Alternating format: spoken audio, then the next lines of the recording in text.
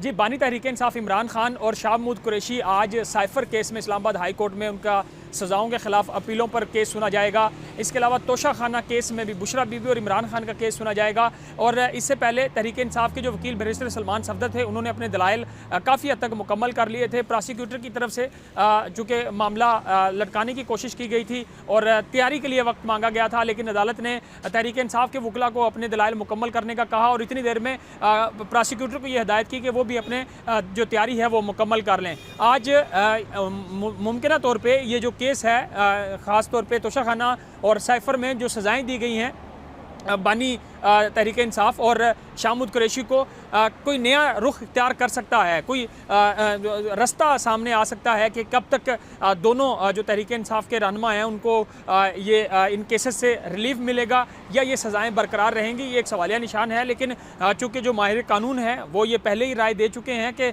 जिस तरह ये सज़ाएँ सुनाई गई थी उनको कानूनी तकाज़े पूरे नहीं किए गए थे, तो शायद इस्लामाबाद हाई कोर्ट से ये केसेस में जो सज़ा सुनाई गई थी वो ख़त्म हो जाएँ।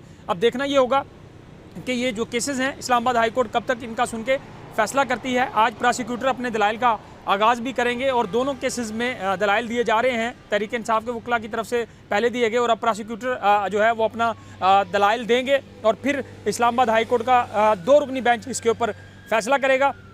इसके अलावा भी तहरीक इंसाफ को के जो बानी हैं इमरान खान, उनको काफ़ी सारे केसेस में सामना आया। इसके अलावा जो करप्शन केस है अलकादर ट्रस्ट का, उसमें भी उनको सज़ा हुई है, उसमें भी उनकी ज़मानत होना बाकी है।